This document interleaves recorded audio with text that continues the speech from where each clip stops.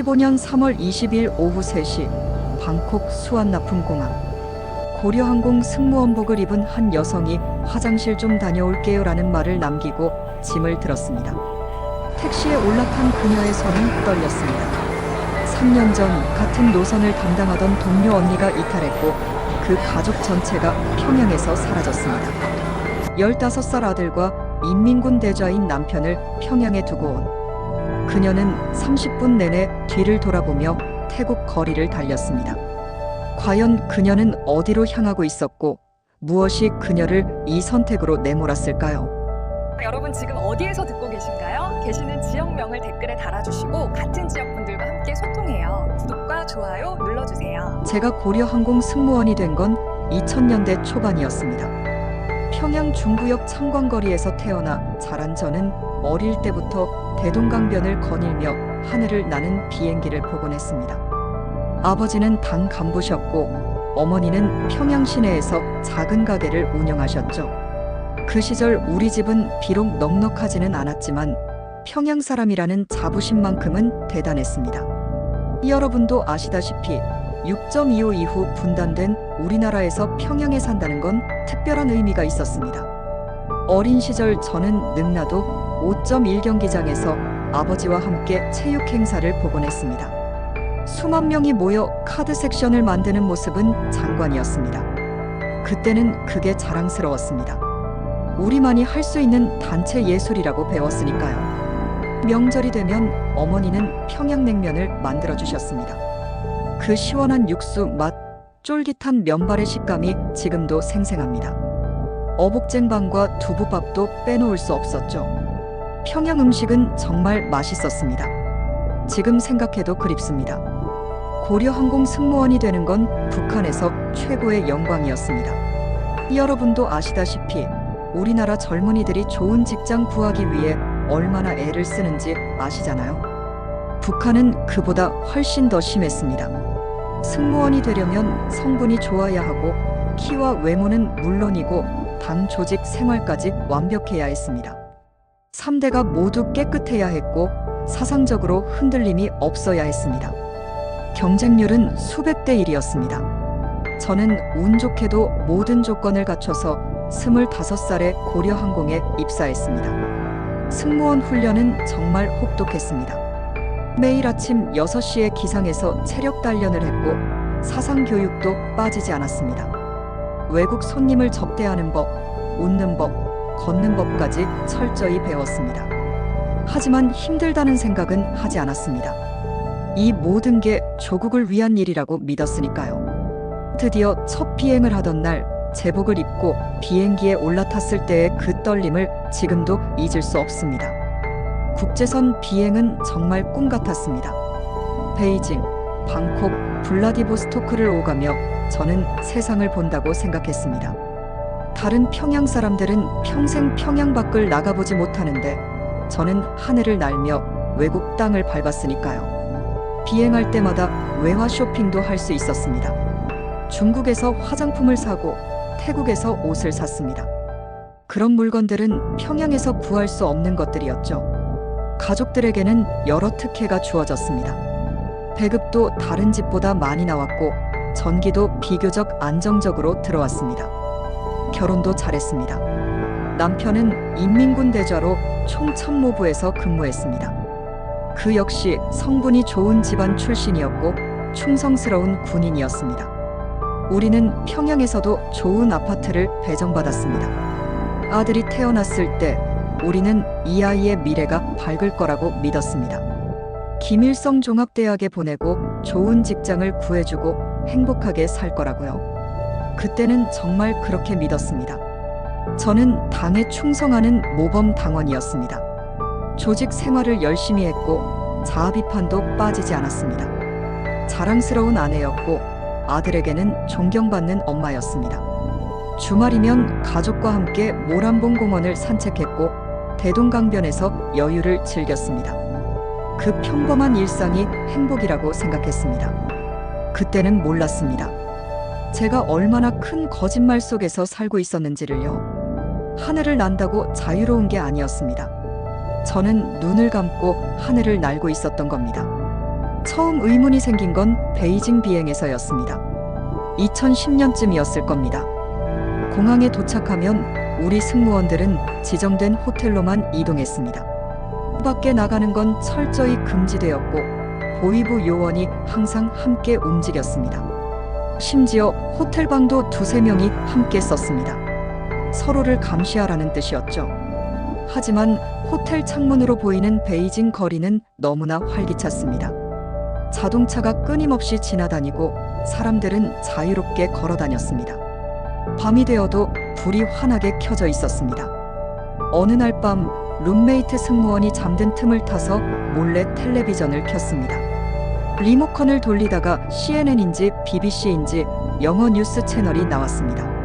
세계 각국의 소식이 흘러나왔습니다. 그러다 북한 관련 뉴스가 나왔습니다. 핵개발, 인권 문제, 주민들의 굶주림.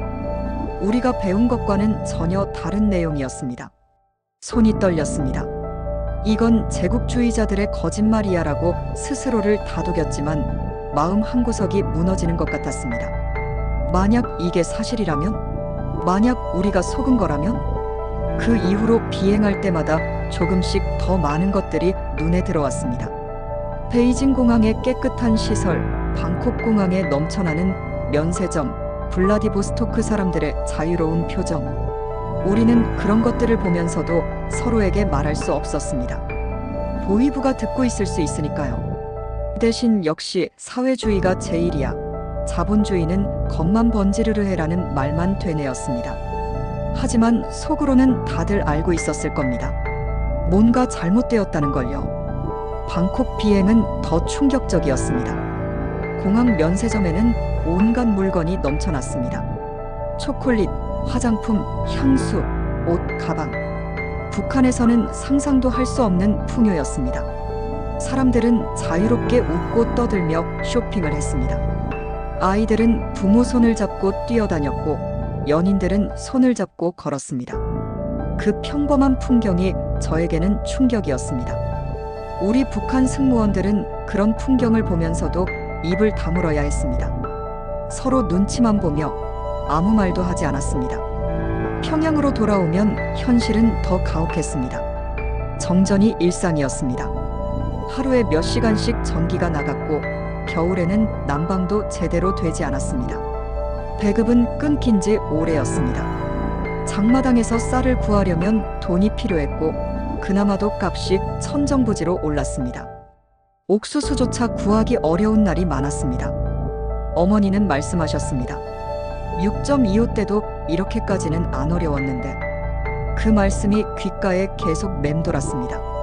병원 사정도 끔찍했습니다. 약이 없어서 아픈 사람들이 죽어갔습니다. 간단한 수술도 마취 없이 해야 하는 경우가 많았습니다.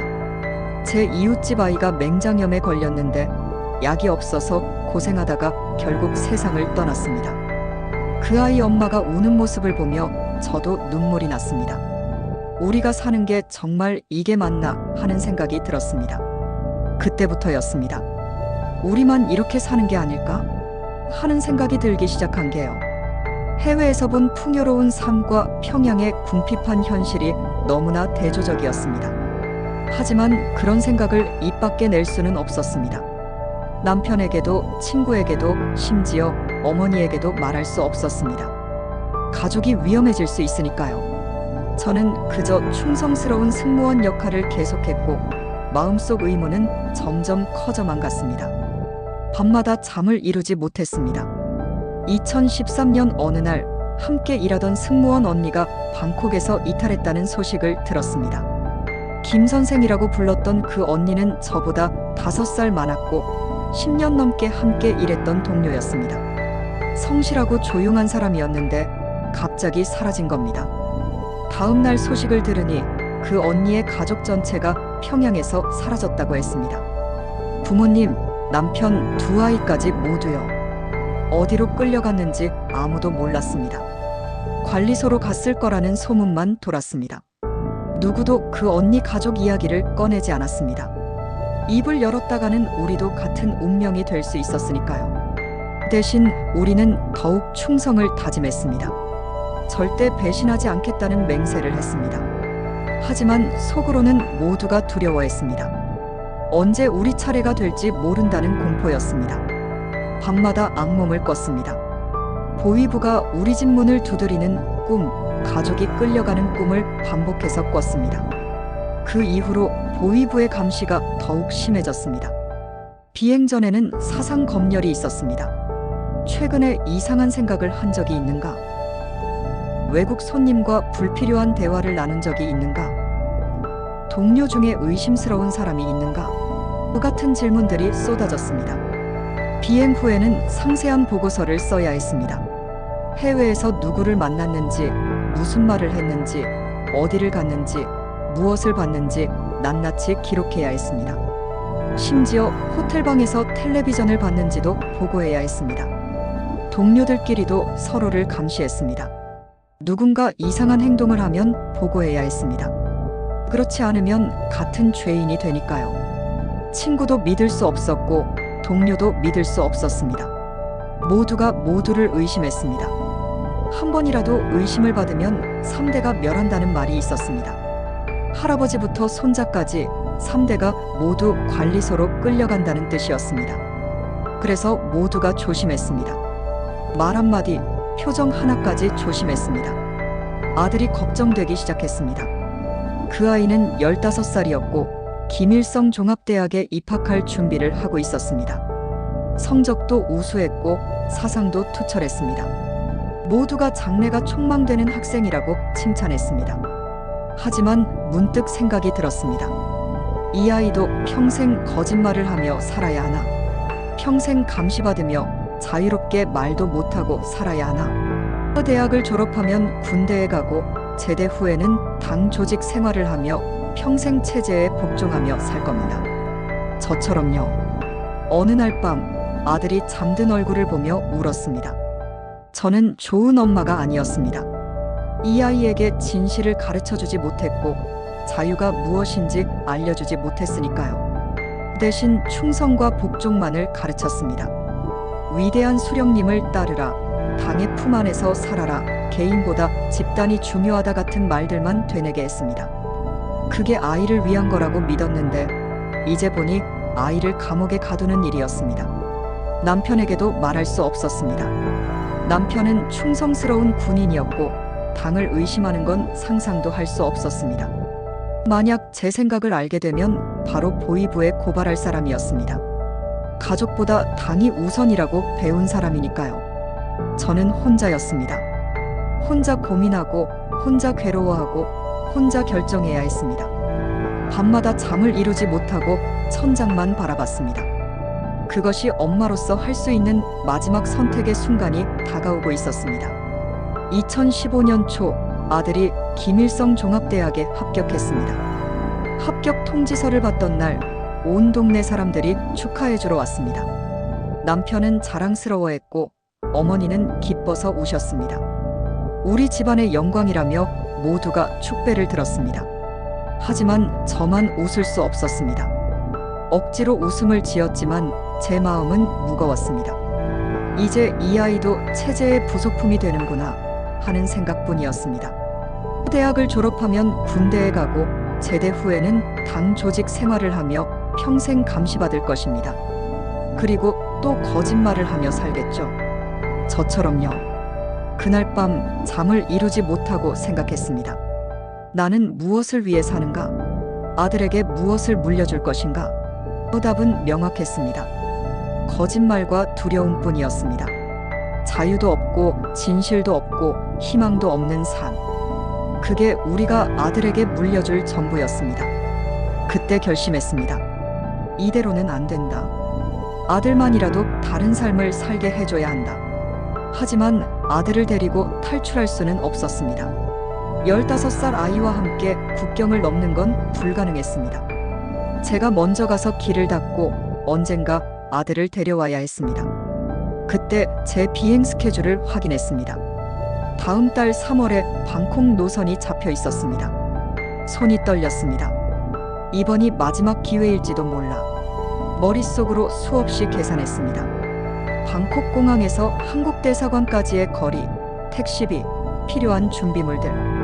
인터넷도 없고 지도도 구할 수 없었지만 기억을 더듬어 계획을 세웠습니다. 이전 방콕 비행 때 몰래 본 지도가 머릿속에 남아 있었습니다. 준비는 조용히 해야 했습니다. 남편에게는 말할 수 없었습니다. 아들에게도 말할 수 없었습니다. 어머니께도 말씀드릴 수 없었습니다. 만약 알려졌다가는 모두가 위험해질 수 있었습니다. 다만 조용히 준비했습니다. 가족 사진 한 장을 몰래 가방에 넣었습니다. 작은 금반지 하나도 챙겼습니다. 어머니가 결혼할 때 주신 거였는데 혹시 돈이 필요할까봐 가져가기로 했습니다. 그리고 평생 모아둔 외화조금을 숨겨뒀습니다. 비행할 때마다 조금씩 모은 돈이었습니다. 출발 전날 어머니께 평양냉면을 대접받았습니다. 어머니는 제가 좋아하는 음식이라며 정성껏 만들어주셨습니다. 그 시원한 육수 맛을 마지막으로 기억하고 싶었습니다. 면을 한 가닥씩 먹으면서 눈물이 났습니다. 어머니는 제가 왜 우는지 모르셨을 겁니다. 그저 왜 그러니, 몸 아프니, 요즘 너무 힘들지? 하고 물으셨죠. 저는 고개를 저으며 아니에요. 그냥 엄마 음식이 너무 맛있어서요. 어릴 때 생각이 나서요라고 답했습니다. 어머니는 웃으시며 그래, 많이 먹어라라고 하셨습니다. 그게 어머니와 나눈 마지막 대화였습니다. 그날 밤 대동강변을 걸었습니다. 어릴 적 놀던 그곳을, 아버지와 산책하던 그 길을 마지막으로 걸었습니다. 강물이 흘러가는 소리를 들으며 생각했습니다. 다시는 이곳을 보지 못할 거야. 이 강물도, 이 다리도, 이 하늘도. 눈물이 났지만 결심은 변하지 않았습니다. 아들만이라도 자유를 찾아주고 싶었습니다. 언젠가 아들을 다시 만나서 진짜 자유가 무엇인지 보여주고 싶었습니다. 그것이 엄마로서 할 수 있는 마지막 사랑이었습니다. 집으로 돌아가는 길 한 걸음 한 걸음이 무거웠습니다. 하지만 되돌아가지 않았습니다. 2015년 3월 20일 그날 아침 집을 나서면서 아들을 한참 바라봤습니다. 학교 가는 아들의 뒷모습을 끝까지 지켜봤습니다. 저 아이를 다시 볼 수 있을까? 가슴이 찢어지는 것 같았습니다. 하지만 돌아서야 했습니다. 남편에게 다녀올게요라고 인사했습니다. 어머니께 전화를 걸어 엄마 건강하세요라고 말했습니다. 그게 마지막 인사가 될 줄 알면서도 평범하게 말해야 했습니다. 의심받으면 안 되니까요. 평양 순환공항으로 가는 차 안에서 창밖을 내다봤습니다. 익숙한 거리, 익숙한 건물들이 스쳐 지나갔습니다. 모란봉, 개선문, 주체사상탑. 평생 보던 풍경들이었습니다. 다시는 못 볼 거야. 가슴이 먹먹했습니다. 공항에 도착해서 동료들을 만났습니다. 평소처럼 웃으며 인사했습니다. 오늘도 무사히 다녀오자라고 말했습니다. 아무도 제 마음을 몰랐습니다. 평양을 출발하는 비행기 안에서 저는 창밖을 내다봤습니다. 평양 시내가 점점 작아지고 대동강이 실처럼 가늘어졌습니다. 모란봉의 나무들이 작은 점처럼 보였습니다. 이제 정말 마지막이구나. 눈물이 날 것 같았지만 참았습니다. 승무원 업무를 하면서도 손이 떨렸습니다. 동료들이 눈치챌까봐 애써 웃으며 일했습니다. 손님들에게 음료를 서빙하고 안전벨트를 확인하고 웃으며 인사했습니다. 하지만 머릿속은 온통 방콕 생각뿐이었습니다. 방콕 수완나품 공항에 도착했을 때는 오후 3시쯤이었습니다. 비행기에서 내리면서 심장이 빠르게 뛰었습니다. 지금이야. 지금 아니면 기회가 없어. 다른 승무원들은 정해진 호텔로 가는 버스에 올랐습니다. 보위부 요원도 함께 탔습니다. 저는 화장실 좀 다녀올게요. 배가 아파서요라고 말했습니다. 동료가 괜찮아? 같이 갈까? 라고 물었습니다. 저는 아니야. 금방 올게라고 답했습니다. 그리고 짐을 들고 화장실로 향하는 척하다가 반대편 출구로 걸어갔습니다. 공항 밖으로 나오는 순간 심장이 터질 것 같았습니다. 뒤에서 누가 부르는 소리가 들리는 것 같았습니다. 하지만 돌아보지 않았습니다. 계속 걸었습니다. 택시 승강장으로 걸어가는 내내 다리가 후들거렸습니다. 지금 보위부가 쫓아오고 있을 거야. 곧 잡힐 거야. 공포에 떨었지만 멈추지 않았습니다. 택시를 잡았습니다. 운전기사에게 한국어로 한국대사관이라고 말했습니다. 기사는 고개를 끄덕이며 출발했습니다. 차 안에서 뒤를 계속 돌아봤습니다. 보위부 요원들이 쫓아오는 건 아닌지, 동료들이 알아차린 건 아닌지 두려웠습니다. 손은 땀으로 젖었고 온몸이 떨렸습니다. 기사가 태국어로 뭐라고 물었지만 알아들을 수 없었습니다. 그저 고개만 끄덕였습니다. 차창 밖으로 방콕 거리가 지나갔습니다. 자유롭게 걸어다니는 사람들, 환하게 웃는 얼굴들. 나도 저렇게 살 수 있을까? 30분쯤 지나 대사관 앞에 도착했습니다. 큰 태극기가 바람에 펄럭이고 있었습니다. 여러분, 제가 그때 태극기를 보고 얼마나 울었는지 아십니까? 평생 보지 못했던 우리 민족의 진짜 깃발이었습니다. 북한에서는 금지된 깃발, 보기만 해도 처벌받는 깃발. 하지만 그게 진짜 우리 민족의 상징이었습니다. 다리에 힘이 풀려 주저앉을 뻔했습니다. 택시비를 내고 차에서 내렸습니다. 대사관 정문으로 걸어가는 내내 눈물이 흘렀습니다. 경비원에게 떨리는 목소리로 말했습니다. 저는 북한 사람입니다. 대한민국 국민으로 보호해주세요. 그 한마디를 하는데 42년이 걸렸습니다.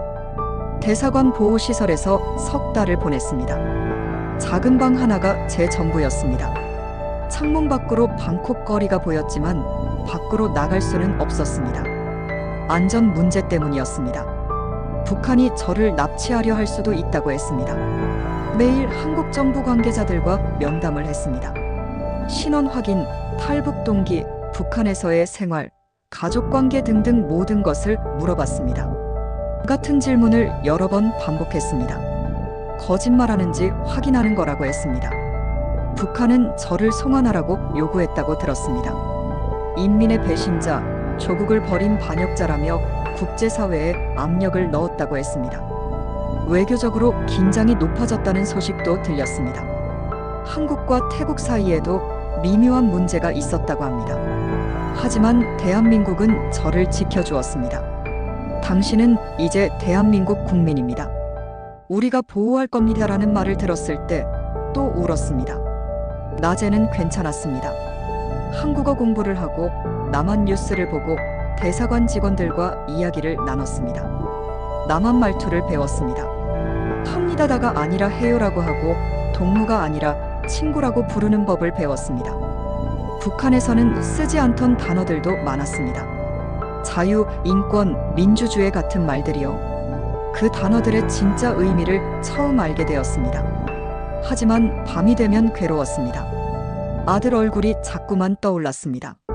학교에서 돌아와서 엄마 배고파라고 하던 그 목소리가 들리는 것 같았습니다. 남편이 퇴근해서 오늘 힘들었어? 라고 묻던 모습이 보였습니다. 어머니가 평양냉면을 만들어주시던 손길이 느껴졌습니다. 그리움에 잠을 이룰 수 없었습니다. 베개를 적시며 울었습니다. 내가 너무 이기적인 엄마가 아닐까? 가족을 버리고 혼자만 살려고 도망친 게 아닐까? 자책이 밀려왔습니다. 아들은 지금 어떻게 되었을까? 학교에서 쫓겨났을까? 남편은 군대에서 처벌받았을까? 어머니는 얼마나 우실까? 생각할수록 가슴이 찢어졌습니다. 어느 날 밤은 너무 괴로워서 대사관 직원을 불렀습니다. 제가 잘못한 건가요? 다시 돌아가야 하나요? 울먹이며 물었습니다. 그 직원분이 따뜻하게 말해주셨습니다. 선생님이 용기를 낸 건 가족을 사랑하기 때문입니다. 그곳에 남아 있었다면 선생님도 아드님도 평생 거짓말 속에서 살았을 겁니다. 언젠가 아드님도 어머니의 선택을 이해할 날이 올 겁니다. 그리고 통일이 되면 다시 만날 수 있을 겁니다. 그 말을 듣고 또 울었습니다. 이해받을 수 있을까요? 제 선택이 옳았을까요? 지금도 확신할 수 없습니다. 선배 탈북자분이 전화로 상담해 주셨습니다. 저보다 10년 먼저 탈북한 분이었습니다. 저도 가족을 두고 왔어요. 처음엔 너무 괴로웠어요. 하지만 여기서 정착하고 돈을 벌고 자유롭게 살면서 생각이 바뀌었어요. 제가 옳은 선택을 했다는 걸 알게 되었어요. 선생님도 곧 알게 될 겁니다. 그 말이 위로가 되었습니다. 매일 밤 기도했습니다. 아들아, 엄마를 용서해다오. 엄마는 내가 자유롭게 살기를 바랐단다. 언젠가 우리 다시 만날 수 있을 거야. 통일이 되면 엄마가 진짜 자유가 뭔지 보여줄게. 그렇게 석 달이 흘렀고 드디어 한국행 허가가 났습니다. 2015년 6월 15일 드디어 한국행 비행기에 올랐습니다. 태국항공 편이었습니다. 대사관 직원분들이 공항까지 배웅해 주셨습니다. 대한민국에서 행복하세요라는 말을 들었습니다. 감사하다는 말밖에 할 수 없었습니다. 15년간 승무원으로 수백 번 탔던 비행기에 이번에는 승객으로 앉아 있었습니다. 너무나 낯선 느낌이었습니다. 창가 자리에 앉아 구름을 내려다봤습니다. 얼마나 많은 비행을 했었던가요? 평양에서 베이징으로, 방콕으로, 블라디보스토크로 수없이 하늘을 날았습니다. 하지만 그때는 진짜로 날고 있는 게 아니었습니다. 감옥 안에서 하늘을 난 거였죠. 승무원으로 일할 때는 자유롭다고 착각했지만 사실 저는 가장 엄격하게 감시받는 죄수였습니다.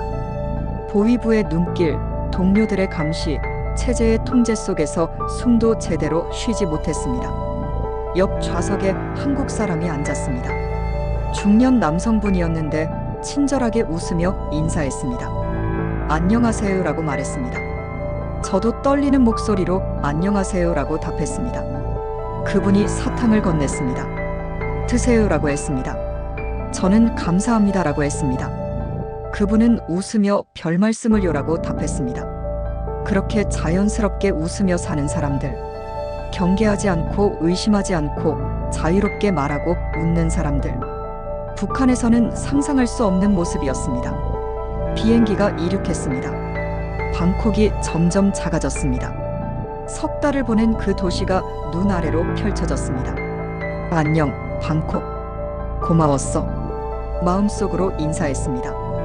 구름 위로 올라가자 햇살이 눈부셨습니다. 창밖으로 끝없이 펼쳐진 하늘을 바라봤습니다. 자유의 하늘이었습니다. 이제 저를 감시하는 사람도 통제하는 사람도 없었습니다. 진짜 자유였습니다. 기내 모니터를 켰습니다. 한국 영화가 상영되고 있었습니다. 북한에서는 절대 볼 수 없는 영화였습니다. 연인들이 자유롭게 사랑하고 사람들이 자유롭게 말하고 꿈을 추구하는 이야기였습니다. 눈물이 흘렀습니다. 이게 정상이구나. 이게 사람답게 사는 거구나. 기내 음악도 들었습니다. 한국 가요가 흘렀습니다. 자유로운 멜로디, 솔직한 가사, 사랑 노래, 이별 노래, 희망의 노래. 북한에서는 오직 수령을 찬양하는 노래만 들었는데 여기서는 사람의 진짜 감정을 노래하고 있었습니다. 아들아, 엄마는 지금 자유를 향해 날아가고 있단다. 내가 태어난 그 땅은 엄마를 가둬뒀지만 엄마는 이제 자유로운 하늘을 날고 있어. 언젠가 너도 이 하늘을 날 수 있기를 바란다. 통일이 되면 엄마가 너를 데리러 갈게. 그리고 함께 이 자유로운 하늘을 날자. 마음속으로 아들에게 말했습니다. 옆 좌석분이 왜 우느냐고 물었습니다. 저는 기쁜 눈물이에요 라고 답했습니다. 그분은 이해한다는 듯이 고개를 끄덕였습니다. 비행 시간은 5시간쯤 걸렸습니다. 그 시간 동안 저는 창밖만 바라봤습니다. 구름, 하늘, 바다. 모든 게 아름다웠습니다. 비행기가 하강하기 시작했습니다. 기장의 안내방송이 흘렀습니다. 승객 여러분, 곧 인천국제공항에 도착하겠습니다. 대한민국에 오신 것을 환영합니다. 저는 창밖을 내다봤습니다. 불빛이 가득한 땅이 보였습니다. 서울과 인천의 야경이었습니다. 북한에서는 밤이 되면 칠흑 같은 어둠이었는데 여기는 온 세상이 빛으로 가득했습니다. 이게 자유로운 나라구나. 이게 대한민국이구나. 눈물이 멈추지 않았습니다. 2015년 6월 15일 오후 3시 비행기가 인천국제공항에 착륙했습니다. 바퀴가 활주로에 닿는 순간 심장이 빠르게 뛰었습니다. 드디어 왔구나. 대한민국에 왔구나. 승객들이 박수를 쳤습니다. 저도 따라서 박수를 쳤습니다. 눈물이 흘러서 옆 사람이 걱정했습니다. 괜찮으세요? 저는 네, 괜찮아요. 너무 기뻐서요라고 답했습니다. 비행기에서 내려 공항 안으로 들어갔습니다. 제가 승무원으로 수십 번 일했던 그 공항이었습니다. 하지만 그때와는 완전히 달랐습니다. 승무원으로 왔을 때는 정해진 통로로만 움직였습니다. 보위부 요원의 감시 속에서 고개를 숙이고 걸었습니다. 공항 밖을 나가본 적도 없었고 면세점에 들어가 본 적도 없었습니다. 심지어 화장실도 혼자 갈 수 없었습니다. 항상 동료와 함께 다녀야 했습니다. 이번에는 달랐습니다. 자유로운 승객으로 공항을 걸었습니다. 아무도 저를 감시하지 않았습니다. 아무도 제 행동을 통제하지 않았습니다. 고개를 들고 당당하게 걸을 수 있었습니다. 사람들이 웃으며 대화하고 있었습니다. 자유롭게 휴대전화를 쓰고 사진을 찍고 카페에서 커피를 마시고 있었습니다. 북한에서는 상상도 할 수 없는 풍경이었습니다. 면세점을 지나갔습니다. 물건이 넘쳐났습니다. 화장품, 향수, 옷, 가방, 시계, 보석, 온갖 상품이 진열되어 있었습니다. 북한에서 장마당에서 쌀 한 대 구하기도 힘들었는데 여기는 모든 게 넘쳐났습니다. 게다가 가격표를 보니 북한보다 훨씬 쌌습니다. 이게 정말 같은 세상인가? 믿을 수 없었습니다. 밝은 조명이 공항을 환하게 비췄습니다. 북한에서는 전기가 귀해서 밤이면 캄캄했는데 여기는 대낮처럼 밝았습니다. 가장 충격적이었던 건 와이파이였습니다. 공항 곳곳에 무료 와이파이 표시가 있었습니다. 사람들이 자유롭게 인터넷을 쓰고 영상을 보고 누구와도 연락하고 있었습니다. 젊은이들은 스마트폰으로 게임을 하고 중년들은 영상 통화를 하고 어르신들도 태블릿으로 뉴스를 보고 있었습니다. 북한에서는 인터넷 자체가 금지되어 있습니다. 휴대전화도 국내 통화만 가능하고 문자 하나도 감시받습니다. 하지만 여기서는 누구나 자유롭게 정보를 얻고 소통하고 있었습니다. 15년간 국제선 승무원으로 세계를 돌아다녔다고 생각했는데 저는 아무것도 몰랐구나. 공항 안에서도 감옥에 갇혀 있었구나. 그 깨달음이 가슴을 찔렀습니다. 베이징 공항, 방콕 공항, 블라디보스토크 공항. 수없이 다녔지만 진짜 자유는 한 번도 느껴본 적이 없었습니다. 항상 감시 속에서, 두려움 속에서, 통제 속에서 움직였습니다. 이게 정상이구나. 이게 사람답게 사는 거구나. 눈물이 흘렀습니다. 입국 심사대로 걸어갔습니다. 다리가 떨렸습니다. 담당 공무원분이 제 서류를 확인하셨습니다. 탈북자 신분증이었습니다. 그분은 미소를 지으며 말씀하셨습니다. 대한민국 국민으로 환영합니다. 고생 많으셨습니다. 그 한마디에 그 자리에서 주저앉아 울어버렸습니다. 공무원분이 놀라서 괜찮으세요? 라고 물었습니다. 저는 고개를 끄덕이며 감사합니다. 정말 감사합니다라고 말했습니다. 15년간 하늘을 날았지만 진짜 자유는 오늘 처음 만난 것 같았습니다. 공항 밖으로 나왔습니다. 사람들이 자유롭게 오가고 있었습니다. 택시를 타고 버스를 타고 가족을 마중 나온 사람들이 환하게 웃으며 포옹하고 있었습니다. 나도 이제 이 세상의 일부구나. 가슴이 벅찼습니다. 하나원으로 가는 차 안에서 창밖을 내다봤습니다. 고속도로, 건물들, 불빛들. 모든 게 새로웠습니다. 모든 게 자유로웠습니다. 지금 저는 하나원 교육을 마치고 서울에서 살고 있습니다. 한 항공사 지상직으로 일하며 새로운 삶을 시작했습니다.